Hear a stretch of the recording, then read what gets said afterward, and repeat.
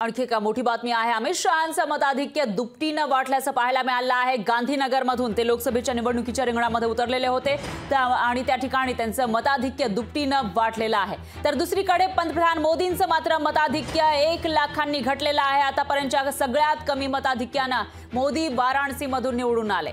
शहांचा गांधीनगरमधून 7.5 लाख मतांनी विजय झाला, तर इथं पंतप्रधान मोदी हे मात्र फक्त 1.5 लाखांनी विजयी होऊन आलेले आहे भाजपमध्ये। त्यामुळे अमित शहांची चलती आहे का असा सवाल या ठिकाणी उपस्थित होतोय। तर भाजपकडून पुढचा पंतप्रधान अमित शहा तर नाही ना, असाही सवाल या ठिकाणी विचारला जातोय। दरम्यान प्रचारावेळी केजरीवाल यांनी तसा उल्लेख केलेला होता आणि त्यानुसार आता जर आपण निकाल बघितले तर अमित शहा हे गुजरातच्या गांधीनगरमधून तब्बल 7.5 लाख मतांनी विजयी झालेले आहेत। तर दुसरीकडे पंतप्रधान मोदी जे सगळ्यात मोठे नेते मानले जातात भाजपमधले, त्यांचं मात्र मताधिक्य 1 लाखांनी घटलेलं आहे। फक्त 1.5 लाख मतांनी ते वाराणसीमधून निवडून आलेले आहे। त्यामुळे भाजपमध्ये अमित शहांची चलती आहे का आणि पुढचा भाजपचा पंतप्रधान अमित शहा तर नाही ना, असा सवाल या ठिकाणी उपस्थित केला जातो।